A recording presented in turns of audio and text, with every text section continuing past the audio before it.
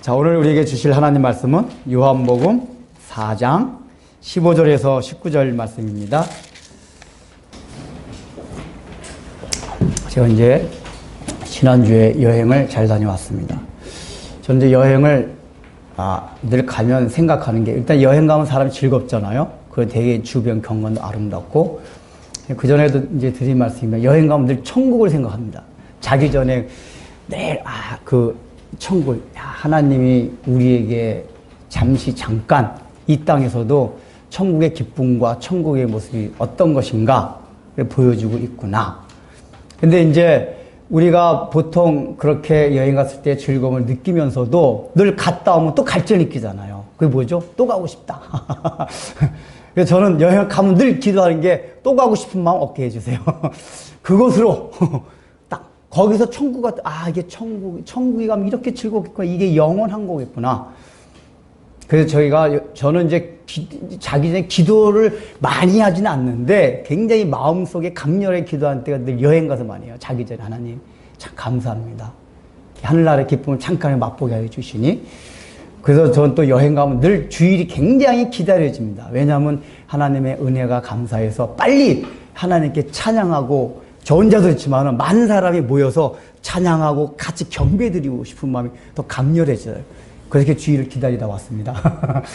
그 전에 이제 노르웨이 갔을 때도 그랬는데, 그때도 노르웨이 이렇게 북극해로 선셋이 지는 모습을 보면서, 그 하나님의 지으신 세계가 너무 아름답고, 또 그걸 누리기 위한 하나님의 은혜를 생각하면서 너무 마음이 기쁘다 보니까 갑자기 하나님께 찬양을 드리고 경배를 드리고 싶더라고요. 근데 나 혼자 찬양하는 게 이게 덕이 안 돼서, 그때가 주중쯤 됐는데, 빨리 주일 안 오나, 주일. 왜냐면 함께 은혜 받은 사람 함께 모여서 예배 드리고 싶어가지고, 그래서 근처에, 그때 시골 쪽이라서 근처에 노르웨이 현지교회 아무리 찾아다녀도 없어가지고, 결국은 집사람하고 둘이 예배드 그 다음 주에 드디어 이제 노르웨이 교회 딱 찾아가지고 갔는데, 제 마음이 얼마나 기쁜지 집사람 기억나나 보는데, 제가 그 예배당에 딱 들어갈 때 눈물이 펑펑 쏟아지더라고요. 그러니까 이제 거기서 노르웨이 찬송가는 우리 같은 영미 찬송가가 아니에요. 이게 되게 이분음표되고 루터교인데, 근데 뭔지 모르지만은 그 예배를 사모았다가 딱 그 예배당에 들어서니까 눈물이 쏟아지고 찬양도 얼마나 크게 불렀는지 집사람에게 들으니까 노르웨이 사람이 다 날 쳐다보더래요. 말도 못하면서 이렇게 찬양 크게 해가지고. 그만큼 제 마음에 하나님의 주시는 은혜와 경배드리고 싶은 건 굉장히 강했습니다. 그래서 늘 그게 아쉬워요. 우리 그리스도인들이 이렇게 여행을 가서, 여행 가면 기쁘고 즐거운 그 마음을 통해서 천국을 늘 묵상하면 얼마나 좋을까. 천국을 묵상하지 않고 세상을 더 묵상해가지고, 나는 왜 맨날 더 많이 여기 오지 못할까. 이런 쪽으로 많이 생각을 한단 말이에요. 저는 늘 주장인 거예요. 여행 갔다 오면은 다시 가고 싶은 마음 일어나지 않게 하는 게 첫 번째 기도고, 또 그러나 하나님 환경 주시면은 즐겁게 갔다 오고 천국까지 누리고. 그래서 이제 여행 갔다 오면서도 사람들이 갔다 올 때 이제 지치고 그런 모습들을 보게 됩니다. 그럴 때, 이제 또 일상으로 복귀되면 또 얼마나 힘들고 지겨울까. 나 그런 거 생각하는 것 같아요.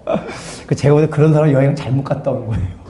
왜냐면 갔다 올수록 하늘의 기쁨을 잠시 하나님 보여줬기 때문에, 내가 이제 일상으로 돌아간다 해도 천국과 같이 하나님께서 우리에게 영원히 목마르지 않은 생수를 주셨으니까 그렇게 살아가야겠다. 그런 마음을 하고 와야 되는데, 또 언제 다시 올 수 있나. 이제 맨날 일을 해야 되고, 이런 마음이 아니라. 그래서 우리는 여행을 하면서도 늘, 목마른 인생에 대해. 제가 이제 왜냐면은 여행 가서도 계속 다음 주 설교를 뭐 해야 될까, 성경 가져가놨죠. 생각을 하고 있었기 때문에. 이 여행 오서도 사람들은 결국은 갈증을 느끼고 가는구나. 오히려 여행이란 물을 마셨기 때문에 더 갈증 나는. 여행 가고 싶은. 그러니까 여러분들 여행을 아예 안 간 사람들은 여행에 대한 갈증이 적어요. 여행을 꼭 다닌 사람들이 여행에 대한 갈증이 더 많습니다. 근데 우리가 그걸 통해 가지고 인생이란 건 이렇게 목마른 거다. 남편 하나가 이거 쓸모없는 남편인 걸 알아야 돼요. 그 남편 가운데 하나가 여행. 제가 여행. 이 여행도 결국 나한테 목마름을 주는 남편이었구나. 나한테 행복을 반드시 주는 남편은 아니었구나. 이걸 깨달아야 되는데 우리가 그걸 깨닫지 못하는 경우가 많아요. 그래서 이제 오늘 좀 본문을 통해 가지고 좀 더 우리가 주님께서 목마르지 아니하는 생수를 주시겠다고 하셨는데 그 말씀을 영적인 의미로 좀 받아들이고자 합니다. 이제 지난주에 우리가 그 예수님을 만났던 한 사마리아 여인을 통해 가지고 특별히 사마리아 여인이 가졌던 그 심리적인 상태에 대해서 우리가 구체적으로 살펴봤습니다. 대인 기피증, 그리고 그 대인 기피증이 예수님의 만남을 통해서 어떻게 해결되는가, 저 초점을 거기에 맞췄습니다. 근데 오늘은 이제 어차피 본문이 다 연결되기 때문에 그 본문을 통해서 이번에 뭐냐면, 예수님과 그 여자의 만나는 가운데 대인 기피증이 있었고 그걸 치유되는 이 과정에 있었던 영적인 의미가 무엇인가, 이걸 좀 더 우리가 구체적으로 살펴보고자 합니다. 자, 우리가 이제 지난번에 살폈듯이 이 예수님이 사마리아 지역을 지나간 의도는 다 알고 있습니다. 유대인들 정통, 그 다음에 깨끗한 사람, 이런 사람이 아니라 예수님께서 이 땅에 오신 목적은 바로 사마리아와 같이 차별받고 소외되고, 그리고 사람들로부터 멸시를 당하는 사람들을 위해서 예수님께서 이 땅에 오셨다. 그러니까 예수님께서 다른 복음서에서 말씀하신 것처럼 내가 의인을 부르러 온 것이 아니라 죄인을 부르러 왔나라 하신 그 말씀이 구원의 성격에 담겨 있습니다. 그런데 사마리아 지역 갔다는 자체가 그걸 의미하는데, 사마리아 지역 가운데서도 왜 하필이면은 수가성이라는 데 가가지고 예수님께 미리 아시고 간 거란 말이에요. 뒤에 보면은 왜 수가성이라는 여인에게 가서 유달리 대인 기피증이 아주 극심했던 이 여인을 굳이 만나셔서 우리에게 교훈을 주셨을까 하는 그 문제예요. 거기 영적인 의미가 있단 말이에요. 그러니까 예수님께서 하신 사역이 굉장히 많아요. 또 요한도 그걸 본 게, 나중에 요한복음 20장에 보면 예수님께서 하신 말씀과 일들이 너무 많기 때문에 온 세상에 다 두루마루 해서 적어도 다 기록할 수 없다고 나와 있거든요. 그러니까 요한이 추려서 적은 거란 말이에요. 추려서 적었다는 얘기는 굉장히 구원의 성격과 어떤 구원의 의미가 중요한 것들만 적어 놓은 거예요. 그러면 예수님께서 왜 그렇게 하셨고 요한은 이 사실을 기록했을까 하는 거예요. 대인 기피증이 있었던 여인의 치유 과정, 이게 기록됐을까? 이것은 예수님께서 이 땅에 오신 목적, 구원의 성격이 대인 기피증이 치료되는 이것과 굉장히 상관이 있다, 그 얘기입니다. 대인 기피증 치유가 뭐죠? 한마디로 하면 관계 회복이에요. 관계 회복. 그럼 예수님께서 이 땅에 오신 목적이 무엇이냐, 구원의 성격이 무엇이냐 하면 바로 관계 회복이다, 그 얘기예요. 지난번에 잠깐 말씀드렸지, 실제로 우리가 이 땅을 살아가면서 우리가 행복하지 못한 이유가 여러 가지가 있어요. 근데 가장 근원적에 깔려있는 게 뭐냐면은 관계가 좋지 않을 때 우리가 행복하지 않습니다. 때로는 돈이 없고 권력이 없고 좀 여러 가지 부족하다 해도 적어도 내가 가족, 남편과 아내, 또 부모와 자식, 형제, 친구들 간의 관계만 좋다 하더라도 그래도 좀 행복해요. 그렇잖아요, 도희. 그러니까 우리가 이 땅에 표면적으로 드러나는 현상도 관계가 좋을 때는 굉장히 행복하다. 그 다음에 생태계 자체도 관계가 좋으면은 굉장히 잘 돌아가요. 근데 영적으로도 그렇다고 얘기해요. 근데 실제적으로 우리가 그렇지 못한 이유가 뭡니까?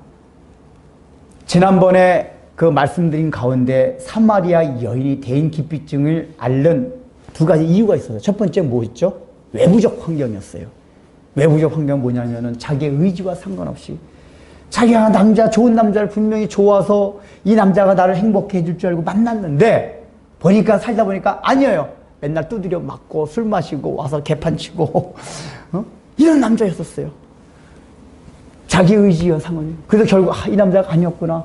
그래서 팽당하고 그래서 또 다른 남자를 계속 팽당하고 이러다 보니까 남자에 대한 불신, 그다음 그것이 확산돼가지고 그런 걸 통해서 다른 사람들이 이제 나를 어떻게 여길까, 다른 사람들이 나를 왕따 여기는 환경에 의해서 그랬습니다. 만약에 외부적인 환경이 일단은 남자가 그런 남자를 만나지 않았으면, 또 그런 남자를 만났다 하더라도 사람들의 심성이 다 착해가지고 나쁘지 않아서 오히려 그런 남자를 만난 사람 더 불쌍히 여기서, 어이구, 당신은 그렇게 인생이 기구해서 어떡해. 너무, 그래서 그걸 가엾이 여기고, 더 대우해주고, 이런 사람들만 있으면은 이 여자가 대인기피증이 일어날 수가 없어요.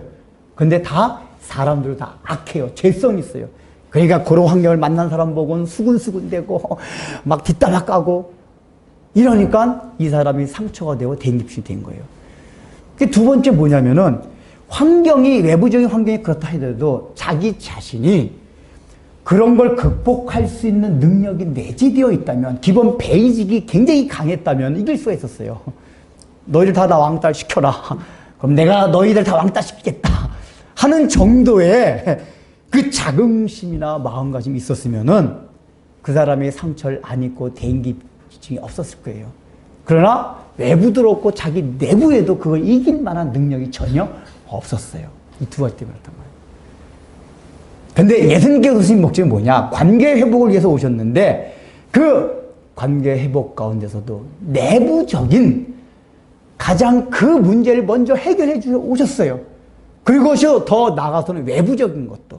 그러니까 한 사람 한 사람이 내부적으로 그 관계가 회복이 되면은 다른 사람에 대해서 수근수근하지 아니하고 왕따시키지 아니하는 그것까지 발전된단 말이에요.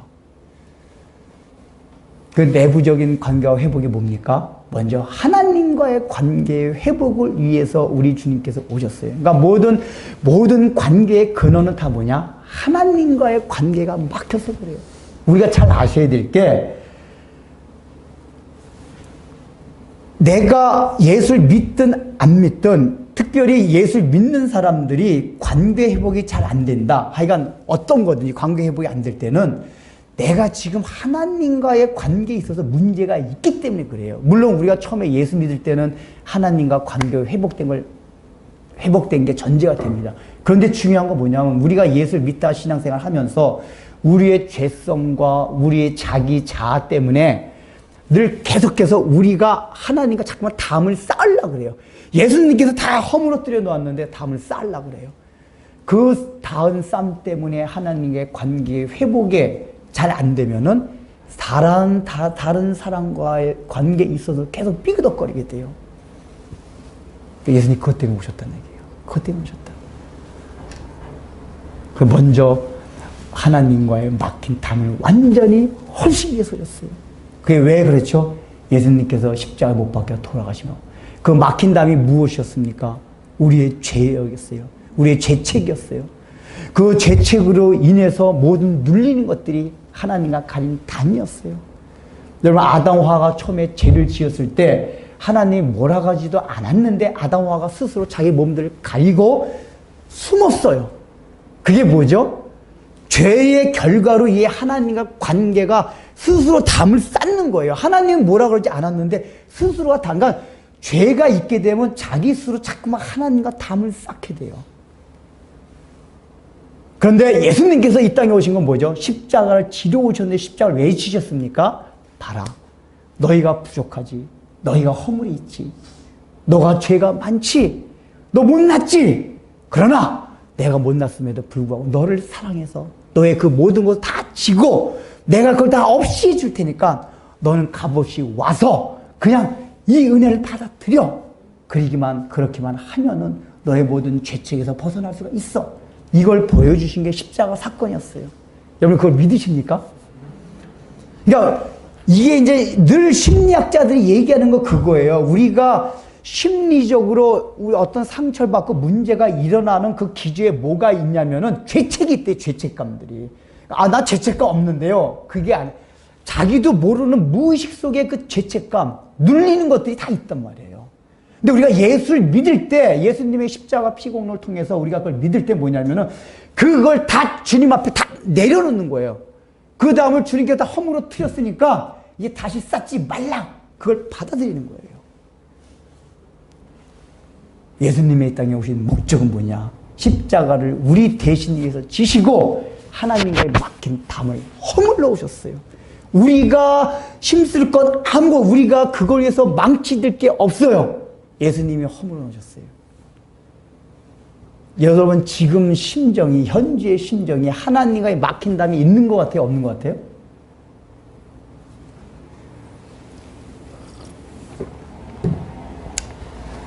하나님과의 막힌 담이 뭔가 여러분들의 심령이 어둡다, 우리의 심령에 마음에 그림자가 있다, 그런 막힌 담이 있어서 그래요. 막힌 담이 있어서. 그 얘기 뭐죠? 내가 예수님을 믿었는데 십자가의 공로에 대한 그 믿음을 잠시 우리가 뒤로 빼놓는 거예요. 빼놓는 거예요. 그래서 우리 이 여인을 통해서 먼저 예수님께서 이 땅에 오신 건 먼저 하나님과 우리와의 막힌 담을 허무기 위해서 오셨구나. 그래서 그게 허물어지게 되면 그 다음에 증상이 뭐냐? 다른 사람과의 막힌 담이 허물어져요. 내 마음에서 하나님의 사랑을 깊이 느껴요. 이 여인을 보십시오. 이 여인이 이제 실제 대인기피증이 있었잖아요. 자기를 대인기피증 왜 온다고 했죠? 자기를 사랑하고 인정해준 사람이 너무 없는 것 같아요. 어릴 때부터. 남편으로부터 못 받고. 근데 예수님을 통해서 처음으로 그걸 받아봤어요. 그 사랑을 느끼고 인정받았어요. 근데 그럴 때 그것도 나중에 오늘 본문을 보면 이 여인이 알게 된 게, 이 사람이 그냥 유대인 청년 그 정도가 아니라 선지자구나. 조금 더 가면 메시아라는 걸 알게 돼요. 일단은 이분은 하나님 보신 선지자구나. 왜냐? 자기의 모든 걸 다 과거를 알고 있어요. 그러니까 이런 전지하신 분이 나를 사랑하고 나를 아끼고 오셨다. 이 마음이 사람의 마음의 밑바닥에 있는 마음들 다 치유해줘요. 그래서 다른 사람들로 하여금 담을 허물게 만들어요. 지금 이 여인은 유대인들에 비해서 사마리아 여인이기 때문에 특별히 하나님이 나를 얼마나 사랑하실까? 이 마음도 많았을 거예요. 다른 사람도 그렇지만. 왜냐하면 그 당시 사람들의 사고방식은 너가 하나님한테 사랑을 입은 자라면 왜 그런 남편을 만났느냐, 그런 부모를 만났느냐, 이런 건 하나님께 주신 복이라고 생각했어요. 장애자로만 태어났어도 하나님의 저주로 생각했어요. 그러니까 이 여인은 늘 하나님이 나를 버리셨구나, 나를 사랑하지 않는가 보나, 왜 나는 만나는 남자마다 이럴까. 그런데 예수님을 통해서 알게 된 게 이 전지하신 분이 나를 사랑하시는구나. 나중에 이 여인은 하나님이 자기를 사랑한다는 사실을 깨닫게 돼요. 이 마음이 들어올 때 자기 마음이 풍성해집니다. 그래서 다른 사람들에 대해서도 담을 허물게 돼요. 다른 사람들이 나를 인정하지 않고 사랑하지 않지만은 하나님이 나를 사랑해 주신대. 하나님이 나를 인정해 주신대. 여러분, 오늘날도 그렇잖아요. 우리 아버지가 대통령이라고 해요. 왕이라고 그래봐요. 그러면 저 거지 같은 성 밖에 있는 거지 같은 사람들이 나를 인정하지 않고 사랑해주지 않는다고 여러분들 대인기피증 걸리겠어요? 안 걸리겠어요? 상처 받겠어요? 안 받겠어요? 그거 신경 안 써요. 왜요? 내가 왕의 아들인데 왕으로부터 사랑을 받는단 말이에요. 근데 다른 사람들이 뭐 나를 인정해주냐 하지 않느냐 이거 별 신경을 안 써요. 그리고 오히려 나를 왕따시키고 나를 인정해주지 않는 그 사람들에서 불쌍히 여겨져요. 아이고, 너가 몰라서 그런 거지. 너가 나를 잘 몰라서 그런 거지. 내가 어떤 사랑을 받고 있지 아니. 너가 나를 왕따시키면 할 수 없이 내가 잠시 너를 왕따시켜줄게. 이런 마음이 든단 말이에요. 내가 왕따시킨 건 아니지만은 현상적으로 내가 왕따 당하는 게 아니다. 이런 마음이 든단 말이에요. 그래서 여러분, 예수 믿고 은혜를 받게 되면은 이게 기질은 변하지 않지만은 그 기질에서 나타난 성향이 변화가 돼요. 외향적인 거 기질이 아닙니다. 성향이에요. 이게 뭐 이렇게 내성적이다, 외향적이다 이런 건 성향입니다. 근데 예수를 믿고 나서 은혜를 받게 되면 지나치게 내성적인 사람들은 외향적인 성향이 나타나요. 또 지나치게 외향적인 사람들은 내향적인 성향이 나타나요. 너무 내성적이어서, 저는요, 너무 내성적이어서 남한테 말도 못하고요. 막, 다른 사람 사귀지를 못해요. 근데 은혜를 받게 되면은 그 마음에 자유함이 있고, 사람에 대해서 이게 오픈을 할 수 있는 여유 있는 마음이 생기다 보니까 말을 어느 정도 잘 하게 돼요. 반대로 너무 외향적이어서 남한테 맨 상처만 주던 사람들은 말 함부로 해가지고, 이런 사람은 은혜를 받다 보니까 그 마음에 절제가 생겨서 내향적인 다른 사람을 배려하고 조심하고 이런 성향이 생겨요. 그러니까 그리스도의 은혜가 들어가다면은 그래서 하나님과의 관계가 회복이 되면 사람들과의 관계도 점점점 회복이 된단 말이에요. 그래서 예수님께서 특별히 대인 기피증에 걸렸던 여인을 선택해서 이렇게 만났던 이유가 무엇이냐? 바로 예수님께서 이 땅에 오신 목적이 관계 회복을 위해서 오셨다. 구원이라는 건 관계 회복이다. 두 번째, 예수님께서는 이 여인을 만나러 장소를 우물가로 오셨어요. 우물가. 왜 우물가로 오셨을까? 우물가라는 거는 첫 번째가 만남의 장소였습니다. 그 두 번째 뭐냐면 유대인들이 이 성경을 보는 유대인들이 갖고 있던 우물가에 대한 이미지가 있어요.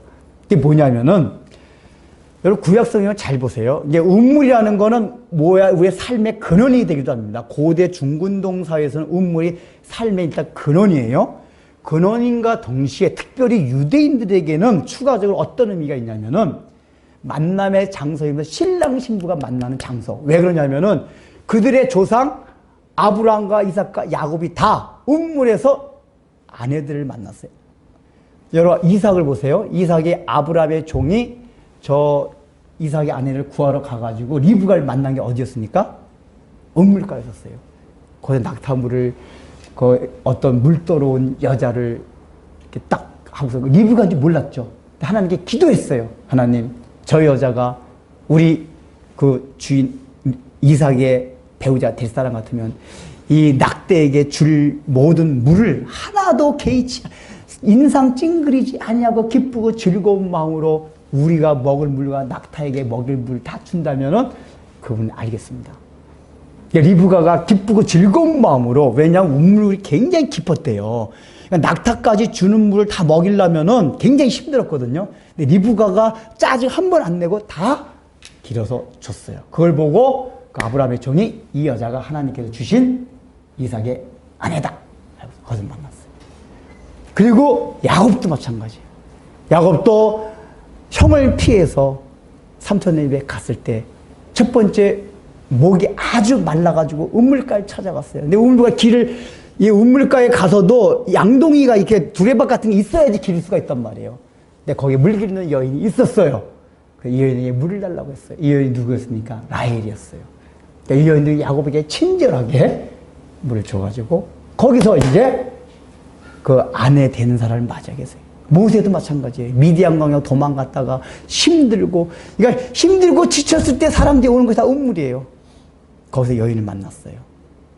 십보라를 만났어요.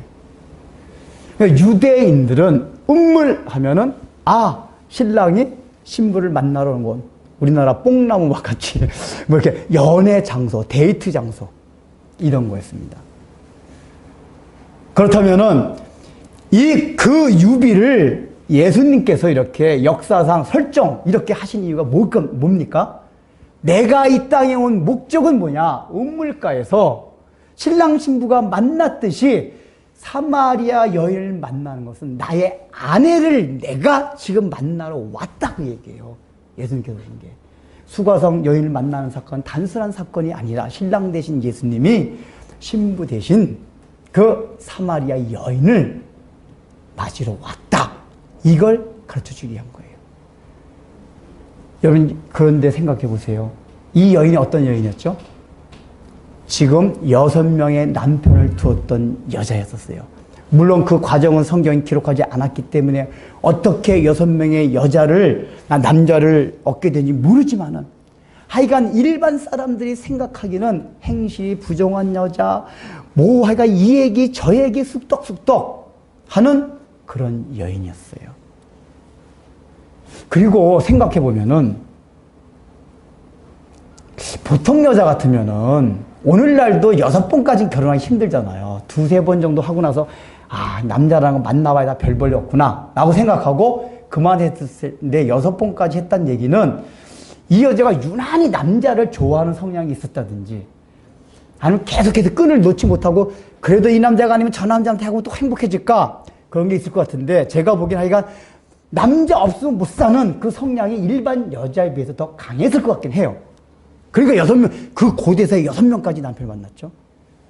그래서 사람들이 더 수근수근했을 거예요. 그렇게 인상의 밑바닥을 기고 있는 이 여자를 예수님께서 어떤 사람으로요?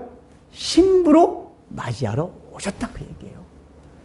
내가 전혀 형편없고 내가 막 살고 내가 가진 게 너무 없고 내가 죄투성이고 허물투성인데도 불구하고 우리 하나님께서 나를 찾으러 오셨어요. 찾으러 오셨는데 내가 그런 상태에도 불구하고 아내로 신부로 아내나 신부가 뭘 말하는 겁니까?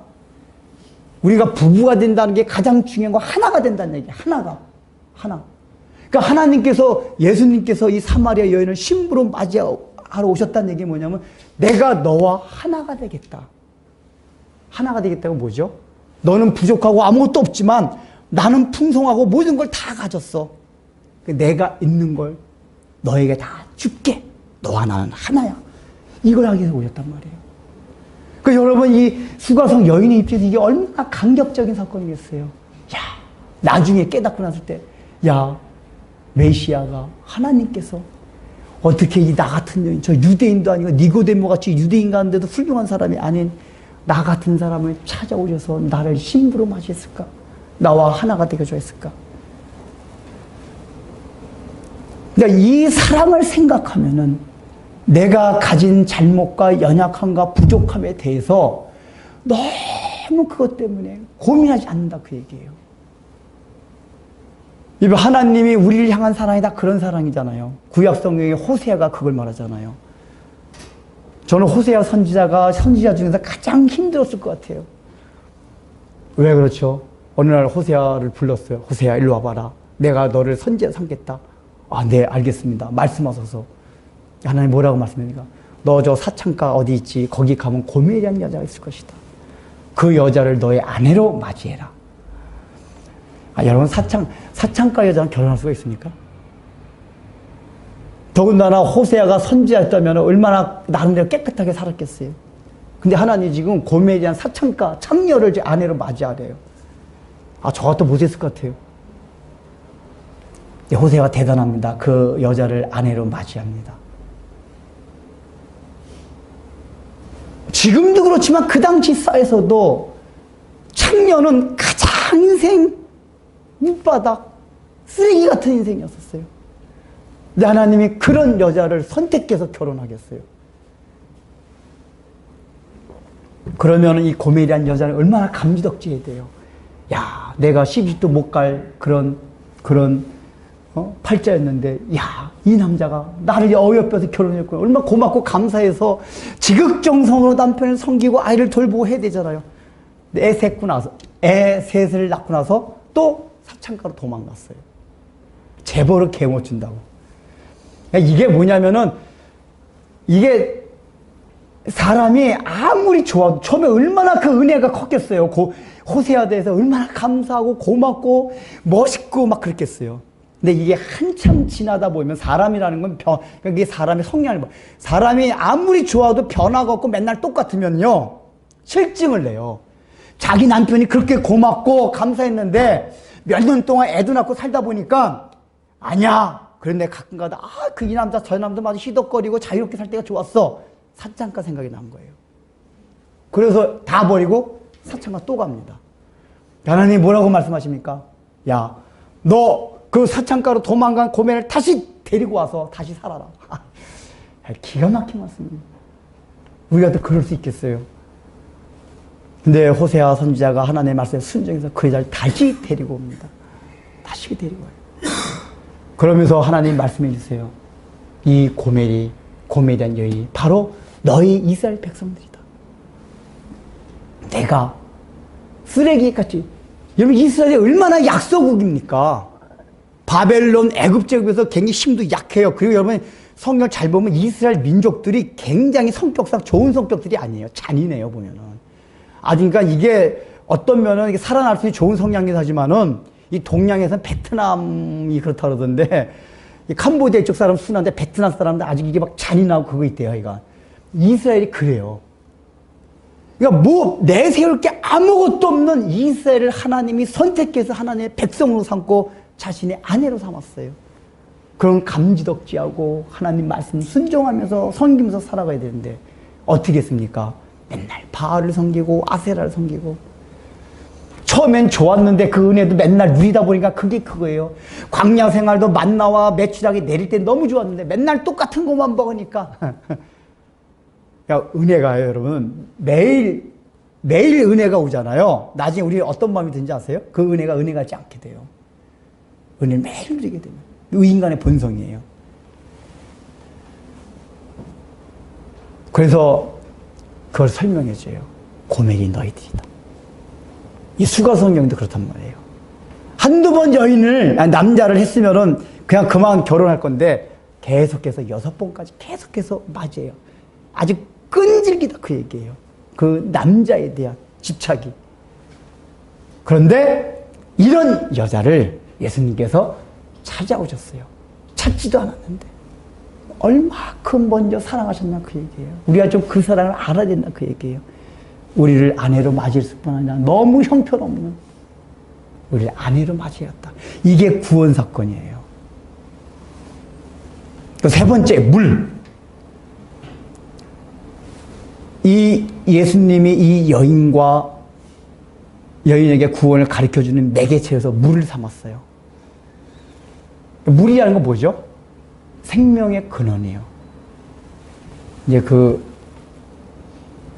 미국의 군목들이 그런 얘기를 한대요. 이제 군목이 전쟁에 나가 있는 군목들 얘기 들어보면은 미국 사람들은 죽을 때 마지막에 나오는 그 얘기, 이렇게 소리가 있잖아요. 근데 우리나라 사람은 죽을 때 엄마, 어머니가 많이 나온대요. 이 얘기가. 엄마, 어머니. 근데 미국 사람은 죽을 때 프레시 워터, 신선한 물, 그 얘기를 한대요. 그래서 이제 왜 미국 사람들이 그런 얘기를 할까? 그냥 분석을 해보는 거예요, 이제. 이유는 몰라요. 아마 죽을 때 이제 무의식 세계에 있던 게 나오는데 성경에서 늘 뭐냐면 우리가 생수, 영원한 물, 이걸 얘기 듣잖아요. 그러다 보니까 미국 사람들 마음속엔 이제 마지막 죽을 때는 인생의 모든 갈증이 다 끝나고 영원한 생수를 만나 가는구나 하는 의식이 있을지도 모른다 라고 추측을 해요. 그건 추측뿐이에요. 모르지만은. 왜냐, 무의식 세계에서 그런 얘기가 나오니까. 우리나라는 엄마. 제가 그 전에 이제 대형 사고 몇 번 났었는데 졸다가 우리 청년들하고 놀러 갔다가 졸다가 이렇게 팍 낭떠러지 굴른 적이 있었는데 딱 낭떠 덜컹 하면서 탁 깨어났거든요. 내가 딱 굴러떨어진 게 탁 느껴지더라고요. 죽는구나. 그 순간 갑자기 튀어! 이 나중에 크게 나오더라고요. 나중에 다 살아나가지고, 이제 살아났다는 걱정하게 살아나가지고 느낀 게, 그래도 내 무의식 세계에는 주님이 있었나 보다. 엄마, 아빠가 안 나오고 튀어! 그런 거 보니까. 예. 물은 뭐냐면은 생명의 근원이에요, 근원. 하나님이 처음에 지구를 만들 때도 물부터, 우리 몸도 구성원이 70%가 물이잖아요. 그 수분량이 줄어들면은 우리 몸의 건강가 악하게 돼요. 그리고 과학자들이 저 우주에서 행성 같은 걸 이렇게 조사할 때 그 행성에 생명체가 있느냐 없느냐 판가름하는 시금석이 뭐죠? 물이 있느냐 없느냐. 이걸 보고 생명의 여부를 하죠. 그래서 그 옛날 그리스 철학자 탈레스가 그랬잖아요.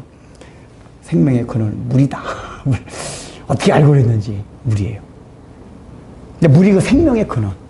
근데 이 물이, 여러분, 우리가 그 생명의 근원이 되는 물을 어디서 취합니까? 땅에서 취해요. 땅에 있는 물을 다 마시잖아요. 물을. 근데 중요한 건 그 물이 어디서 내려오죠? 공급받죠? 하늘로부터.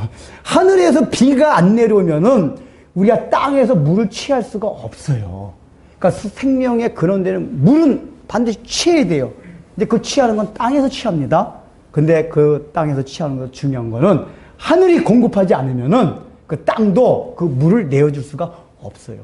그러니까 하나님이 그 생태계 만든 건 참 신비한 게 영적인 진리들이 담겨 있어요. 하늘에서 내려주지 않냐면은 우리가 이 땅에서도 우리가 삶의 근원이 될 수 있는 것을 취할 수가 없다. 그 얘기를 대기순환을 통해서 가르쳐 주는 거예요, 사실은. 비가 안 내면 꽝이에요. 아무리 저기 해도. 그걸 오늘 본문에서 말씀해 주신단 말이에요. 예수님이 물 매개체라는 게 처음에 뭐라고 말하죠? 내가 실제로 예수님 육신을 입었기 때문에 너무 목말랐어요. 혼자 거기 광야 가니까 너무 목말라가지고 그 물 들어온 여인한테 여보시오, 나한테 나 너무 목말라 물 좀 주시오. 그러니까 예수님의 접근이 그 말을 하는 것으로 접근을 했어요. 물론 이 여인은 거의 퉁명스럽게 쏘아대긴 했지만은 시작은 그렇게 시작됐습니다. 이 얘기는 뭐냐? 예수님이 우리에게 접근해 오실 때 가장 첫 번째 접근 방식이 뭐였냐면은 예수님의 목마르심으로 우리에게 접근하셨다 그 얘기예요. 근데 목마르심이 뭡니까? 우리를 향한 목마르심. 그러니까 예수님께서 우리를 찾아오신 가장 중요한 이유가 뭐냐면 예수님도 목마르셔서요. 근데 어떻게 목마르냐? 나중에 보면 아마 이제 물을 주었을 것 같아요. 근데 예수님이 이 4장 뒤에 보면은 제자들이 이제 먹을 걸 싸들고 왔어요. 사가지고 왔어요. 아침, 점심 다 굶은 거예요. 주님한테 이제 먹을 걸 드리니까 나 필요 없다. 그러면서 나는 너희가 알지 못하는 양식이 있다. 내가 너무 배부르다. 예수님 그렇게 말씀하시거든요. 왜 그런 말씀하셨죠? 그때는 제자들이 왔을 때 이미 사마리아 여인이 예수님의 구주를 영접하고 저 사마리아 성에 뛰어가서 예수님을 전화갔을 때예요. 예수님은 이 한 여인이 구원받은 것을 보고 너무 배가 부르신 거예요. 갈증 난 게 다 해갈이 되었어요. 예수님은 배부르고 해갈이 되고. 그러니까 실제로 육체적으로 하기도 했지만은 그건 뭘 말하는 거야? 예수님이 목마르던 건 뭐냐? 목마르고 배고프셨던 거는 우리를 향한 구원의 열정 때문에 불쌍히 여기셔서. 여러분 예수님이 못 박혀 돌아가실 때 마지막으로 한 마디가 뭐죠? 목마르다. 내가 목마르다. 목마르다. 목마른 그 측면도 있지만 목만 말랐겠습니까? 머리에 머리 가시관 창에 찔렸지. 모든 아픔과 고통 이걸 집약해서 설명하는 게 목마르다예요. 그러니까 목마르다 뭐냐면 인간의 모든 고통을 대변해줘. 배고프다, 아프다, 여러 가지가 있지만은, 목마르다는 표현에 담겨 있는 건 인간의 모든 고통이 다 거기에 담겨 있는 거예요. 예수님 마지막에 내가 목마르다. 그건 예수님이 실제 그 육체적인 고통이 너무 심했던 걸 말함과 동시에, 인간이 갖는 목마름으로 대변되는, 상징되는, 표현되는 모든 고통을 지금 마지막에 다 안고 간다. 그 얘기예요.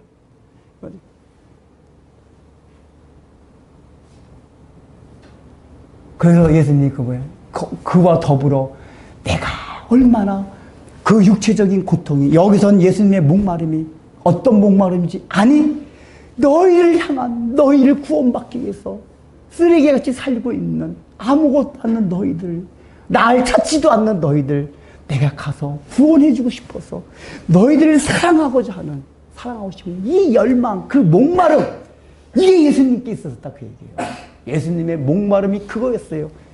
못나고 부족한 죄인된 우리를 향한 그 사랑의 목마름, 이게 있었기 때문에 처음에 우리는 예수님과 만날 수 있었던 거예요. 그게 시작이에요.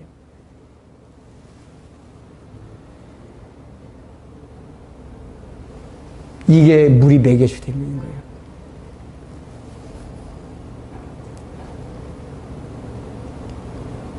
근데 여기서 이 여인은 이걸 듣고 나서 뭐라고 반응합니까? 예수님께서 딱 하니까, 퉁명스럽게 대답하니까 예수님이 뭐라고 말하냐면, 여보세요. 지금 당신이 물 뜨는 거 힘들죠? 근데 나는 여기 와서 다시 뜨지 않아도 되는 샘솟는 물을 알고 있습니다. 그 얘기예요. 여기서 생수란 거 원래 원뜻이 뭐냐면은, 우리가 말하는 그 생수가 아니라, 음물은 아주 가물거나 음물을 덮거나 그러면 음물을 못 먹어요. 근데 샘 있죠, 샘.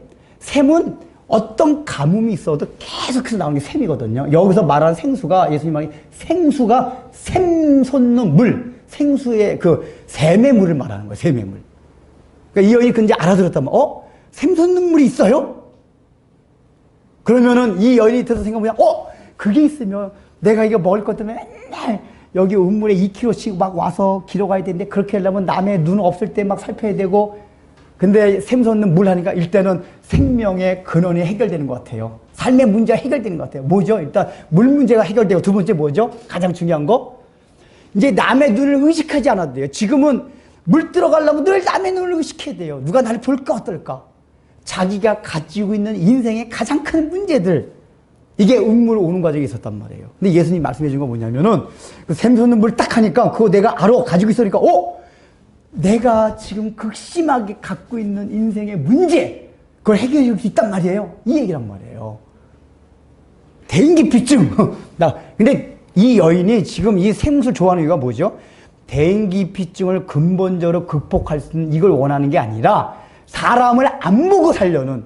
이 사람의 지금 상태는 뭐죠? 사람을 안 보는 게 마음이 편해요.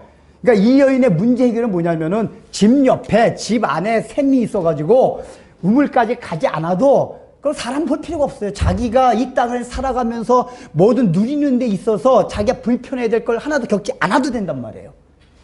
있으면. 그것 때문에 혹한 거, 그런 걸 다 알고 있어요? 똑같은 생수를 얘기하는데 예수님은 영적인 걸 얘기하셨는데 이 여인은 지금 자기의 삶 가운데서 문제 해결을 받을 수 있는 그걸 염두에 두고 했겠어요. 그러자 예수님이 뭐라고 말씀하셨죠? 알겠다. 그러면 근데 이제 이 여인이 생각할 때 이 여인은 예수님의 소문도 못 들어본 여자 같아요, 보면은. 그러니까, 아니, 유대인 청년이 거기다 예수님 못났잖아요. 예수님이 성경상의 외모를 보면 키도 조그맣고 얼굴도 굉장히 못생겼어요. 볼품이 없는 사람이. 전 볼품도 없는 사람이, 무슨, 어떤 샘솟는 물 나한테 줘? 당연히 의심이 가죠. 물어봐요. 당신이 야곱보다 크니까. 왜냐하면 여기 음물이 야곱의 음물이었어요. 야곱이 만들었던 음물, 야곱이 마셨던 음물이었단 말이에요. 그러니까 적어도 야곱이 이렇게 마셨던 음물조차도 나에게 불편을 주는데 당신이 만약에 이거를 해결할 수 있을 정도 되려면 야곱보다 더 큰 사람이 되어야 되지 않겠습니까? 그 얘기예요. 말도 안 되는 얘기 하지 말라 그 얘기예요. 지금 이 여인의 말은 당신 말도 안 되는 얘기 하고 있어요. 당신이 야곱보다 큽니까? 왜냐하면 사마리아인들도 아브라함, 이삭, 야곱을 다 존경하고 자기 조상으로 생각했어요. 야곱보다 큽니까? 안 믿는다 그 얘기예요. 그러면 거기에 대해서 뭐라고 얘기하지 예수님이? 자신이 야곱보다 큰이라는 것을 직접 설명해 줘야 되는데 동문서답을 하십니다. 뭐라고 합니까? 갑자기 내 남편을 데리고 오라. 남편을 데리고 오래요. 동문서답이에요. 왜 그랬을까요? 지금 예수님이 이 여인에게 주시고자 하는 거는 물리적으로 샘솟는 물이 아니었어요. 그걸 근본적으로 모든 걸 해결할 수 있는 그런 물이었단 말이에요. 근데 그런 물은 지금 이 여인이 가지고 있는 마음 상태가 안 돼요. 그걸 이렇게 이끌기 위해서 이 질문을 던진 거예요. 이 질문을 던짐으로써 이 여인이 지난 시간에 잠깐 왔지만은 자기 자신의 삶에 대해서 상처의 뿌리를 다시 한번 살펴볼 수 있게 된 거예요. 그러니까 사람은 자기가 상처가 있으면 가능한 그 상처를 생각하지 않으려고 합니다. 덮으려고 그래요. 근데 그 덮으려고 하는 데서 계속 사실은 상처가 더 커져요. 예수님은 그 상처를 확 노출시킵니다. 남편을 데리고 오라. 근데 이 여인이 뭐라고 하죠? 저에게는 남편이 없습니다. 그러니까 예수님이 거기 뭐라고 그러죠? 맞다. 네가 지금 5번 결혼했고 여자가 지금 있는 남자도 사실은 남편이 아니다. 라고 딱 전곡을 찌르면서 진실을 얘기해줘요. 이 얘기는 뭡니까? 이 남자가 이 여인이 실제로 결혼을 했는데 제대로 된 결혼을 한 번도 한 적이 없다. 그걸 예수님께서 미리 알고 계신 거예요. 그러니까 이 여인은 그걸 생각하면서 이분이 누구신가? 왜냐하면 자기의 과거를 다 알고 있단 말이에요. 그리고 나서 고백하는 게 당신은 선지자소이다. 아직까지 메시아는 아니에요. 당신은 선지자입니다. 이렇게 얘기를 해요. 그러니까 적어도 보통 분이 아니고 하나님이 특별히 보내신 분이다. 이걸 알고 있는 거예요. 왜요? 일단은 전지전능하다는 걸 느꼈어요. 뭔가 예수님과 대화하면서. 근데 이걸 느끼는 과정에 뭐가 있었죠? 자기 자신이 고백을 해요. 맞아요. 저는 남편이 없었습니다. 여러분 이 고백에 담겨있는 의미가 뭐죠? 그 당시에 여자들에게 남편이 무슨 의미입니까? 결혼을 안 하면 그 당시 여자는 살아갈 수가 없으니까 결혼을 안 할 때는 아버지 밑에서 아버지가 떠나게 되면 남편이 없기 때문에 남자 자녀 밑에서 살아가. 그러니까 그 당시 여자들은 경제적인 능력이 전혀 없었어요. 그러니까 모든 살아갈 수 있는 삶의 근원이 남자였어요, 남자. 어릴 때는 아버지, 커서 남편. 그러니까 남편이라는 얘기가 뭐 사랑에 사고 이런 것도 있지만은 삶의 근원이 남편입니다. 근데 이 여인이 지금 예수님이 너가 남편이 몇 명 있었는데 그 얘기하니까 제가 맞습니다. 제게 남편이 한 명, 결혼을 여러 번 했지만 남편이 한 명도 없었습니다. 고백하는 건 뭐냐면은 제가 결혼을 해봤지만은 즉 했다는 얘기는 내가 그 사람이 나에게 행복을 줄 알고 나에게 삶을 책임질 줄 알고 결혼했지만은 남편은 아니야. 우리가 생각하는 고대 사람 생각하는 나를 책임져주는 그런 존재가 아니었습니다. 남자에 지나지 않았다 그 얘기예요. 그러니까 이 얘기는 어떤 고백이냐. 내가 지금까지 나의 행복을 추구하고 뭔가 그게 있으면 나의 삶의 문제를 해결해 줄 수 있을 것이라고 생각했던 그런 걸 다 해봤는데 그게 남편이 아니었습니다. 이 고백이란 말이에요. 이 고백이 굉장히 중요한 거예요. 여러분 그 고백이 있습니까? 지금 재밌는 거는 이 남편이 몇 명이었죠? 6명 있어요. 6명. 이 6이라는 숫자가 성경에서 늘 인간의 숫자를 얘기합니다. 근데 왜 하나님이 이렇게 이 여인의 인생을 이렇게 설정하고 인도하셨을까요? 그 6이라는 숫자를 통해서 우리에게 가르쳐 주는 게 있어요. 그러니까 인간적으로 해볼 것들을 다 해본 게 6번의 남자와의 결혼이었던 거예요. 그러니까 보통 여자 같으면 아까 말씀드렸듯이 2-3번 결혼한다면 안 할 수가 있을 거예요. 근데 이 여인이 6번까지 결혼했다는 게 뭐냐면은 이 남자하고 결혼했어요. 근데 맨날 두들려 맞고 맨날 노름만 하고 맨날 술 마시고 들어와요. 아우 지겨 죽겠어요. 그래서 그 당시 자기가 이혼하는 게 아닙니다. 남자한테 팽당해야지 이혼할 수가 있습니다. 자기가 마음대로 이혼, 오늘날 같은 시대 생각하면 돼요. 그리고 하고 나서도 또 너 내쫓아 버렸어요. 그러면은 근데 이 여자가 그래도 또 나를 행복하게 해줄 수 있는 남편이 없을까 찾아보다가 자기한테 좀 잘해주는 남자를 만났어요. 이 남자가 여러분 잘해줄 때 어떻게 합니까? 하늘에 별이라도 따게 주겠다고 막 그렇게 속삭여요. 그러니까 결혼을 했겠죠. 내 결혼을 해보니까 또 마찬가지예요. 이렇게 하다 보면 2-3번 결혼하고 나면 안 할 거 아니에요. 근데 이 여인은 6번까지 했다는 얘기는 아주 질기게 남편에 대한, 그러니까 나를 책임져주고 보호해줄 것에 대한 그 추구가 엄청나게 강했다고. 되게 한두 개 해보고 딱 하면은 아유 이거 아니다 그걸 해야 되는데 계속해서 인간이 가져야 될 본성적으로 추구하는 모든 거 다 추구해봤다고 얘기해요. 그게 6이에요. 그걸 다 추구해난 결과가 무엇이냐? 이 사람이 결혼을 하면 할수록 느낀 건 뭐죠? 팽당, 남편한테 팽을 당하면 당할수록, 원래 말씀드렸듯이 주변의 동네 사람들이 자기를 일부러 왕따시킨 건 아니에요. 왜냐하면 수근수근 하는 걸 자기가 의식한 거거든요. 근데 실제로 그 마음이 컸던 건 뭐냐면 남편한테, 부모까지는 안 나오지, 남편한테 팽당한 거. 이게 마음의 큰 상처예요. 근데 아마도 그 팽 당하면 당할수록 자기가 추구했던 그것 때문에 마음의 상처가 더 커져요. 야, 내가 그걸 추구했는데 그것이 나를 버리는구나. 근데 그걸 인정하고 싶지 않았어요. 사람의 마음이 그래요. 우리가 다 그래요. 하나님 앞에서조차 우리는 그걸 인정하고 싶지 않을 때가 많아요.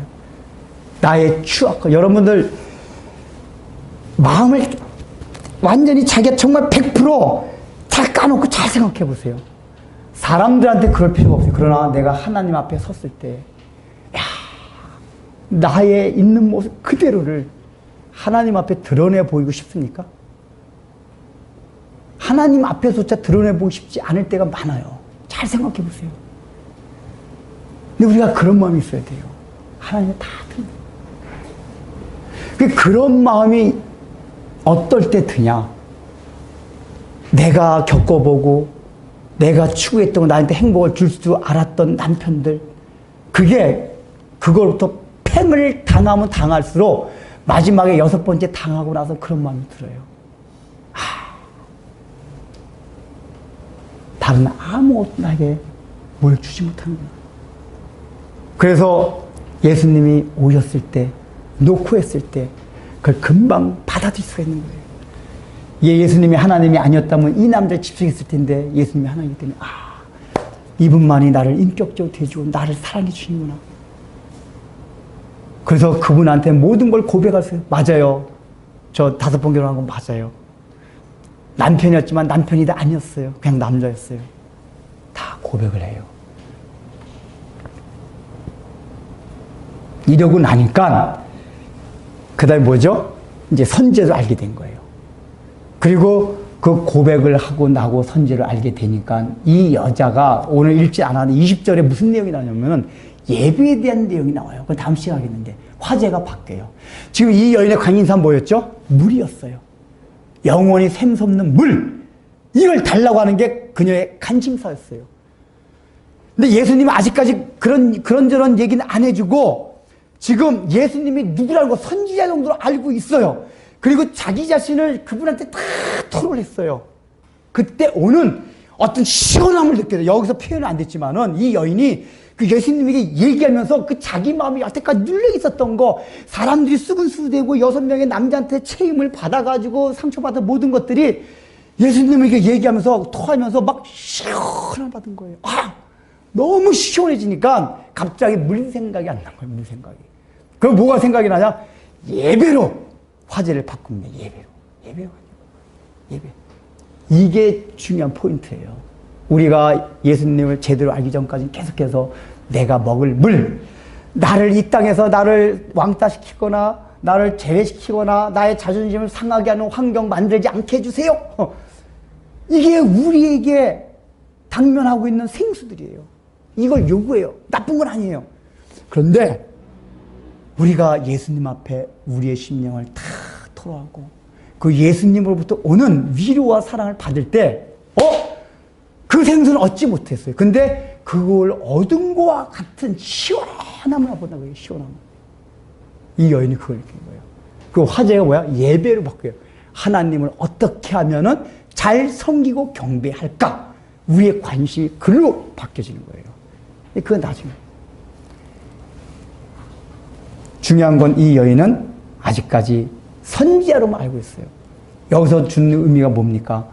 우리가 구원을 깨닫는, 예수님을 깨닫는 과정이 굉장히 점진적이에요. 교회를 다녔지만은 어떤 사람은 아직까지 예수님을 4대 성인을 알 수도 있어요. 어떤 사람은 선지자로 이렇게 볼 수도 있어요. 그러나 다 중요한 겁니다. 과정이. 예수님이 그냥 4대 성인 그 정도는 확실히 아닌 것 같아. 자기의 삶을 돌아보면은 자기 일상생활에 일어난 것들 가만히 보면은 맞아. 예수님이 그러면서 나를 사랑하고 나에게 위를 주는 거 같고 그걸 느껴요. 이분은 적어도 하나님께로부터 온 분이다. 이런 게 점점점 깨달아집니다. 그렇게 그 믿음의 점진적인 게 있기 때문에 내가 아직까지 어떻게 되지 않았다 해도 너무 근심할 필요가 없어요. 기다리면 돼요. 중요한 건 뭐죠? 마지막에 남은 거. 이 여자가 예수님을 만날 수 있는 결정적인 이유가 뭐냐? 6명의 남자를 만나서 결혼해봤기 때문에 예수님이 이 말씀을 하실 때 이 말씀이 자기 시원한 생수로 받아들여진 거예요. 왜냐? 맞아. 나에게 행복을 줄 알았던 남편들이 결국은 나 팽당했어. 근데 아직까지 예수님을 제대로 만나지 못한 사람의 특징이 뭐냐면 팽을 덜 당해봤어요. 우리의 삶을 보면 아직까지 4번 결혼한 사람, 4번, 2번 결혼한 사람, 3번 결혼한, 4번 결혼한 사람. 아직까지 아니야. 지금 내 돈하고는 결혼을 해봤는데 여러분 우리가 알아야 될 게 그겁니다. 여러분 돈하고 결혼을 해봐요. 돈이 나에게 행복을 줄 수 있을 것이라고 그게 영원한 나의 남편일 것이 알고 결혼해보세요. 얼마간 좋죠. 돈한테 팽당합니다. 여행도 보세요. 여행이 나에게 인생의 행복을 주고 삶의 질 높일 거 생각해줘. 막 추구해요. 여행하고 결혼해보세요. 아까 말씀드렸잖아요. 여행을 가보면 가볼수록 여행에 대한 갈급함이 더 커져요. 여행을 안 가본 사람은 갈급함이 없어요. 전도 그래요. 북한 공산정권 하에가 인권도 없이 아주 가난하게 살던 사람들은 부에 대한 추구도 없어요. 아예. 좀 부하게 살아본 사람이 또 부를 추구해요.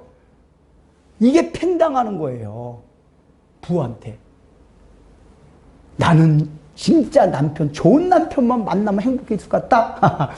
결혼해보세요. 멋진 남자. 그 멋진 거, 그것 때문에 자기가 팽당한다는 건 뭐냐면 다시 갈급함이 생겨요. 내가 기가 막히게 예쁜 여자, 저런 여자하고 막 결혼만 하면 엄청 행복해질 것 같다. 결혼해보세요. 처음엔 좋죠. 몇 년 지나면은 그 이쁘고 그것 때문에 팽당합니다. 갈급함이 더 생겨요. 아직까지 그래서 6번 인간을 해볼 거 다 해보고 나서 정말 아니구나 이걸 깨달을 때 사마리아 여인이 예수님을 만나는 그 은혜를 체험할 수가 있어요. 여러분 몇 번 결혼하셨습니까? 지금 남자가 몇입니까? 맞아요. 5번 결혼했고 지금 한 명 있지만 남편이 아닙니다. 이 고백이 나옵니까? 다 아멘이 아니네. 여러분 치고 있던 것들이 꼭 가지사야 돼. 통틀어서 다 6시대. 그러니까 다 추구해봤죠. 근데 제가 여러분에게 권면해요. 추구하지 마세요. 그냥 6을 빨리 채우세요. 다 해봤더니 몇 가지 딱 해봤더니 저 6명 다 됐습니다. 아무리 채워봐도 남편을 취해도 그 남자가 저에게 남편으로서 역할을 해줄 수 없다는 걸 제가 깨달았습니다. 알란 말이에요. 알아야 돼요. 그걸 알지 못하면은 우리의 인생은 계속해서 갈급한 인생이 됩니다. 계속해서 갈급. 그 주님이 생수 주신다고 해도 다 그걸만 들려요.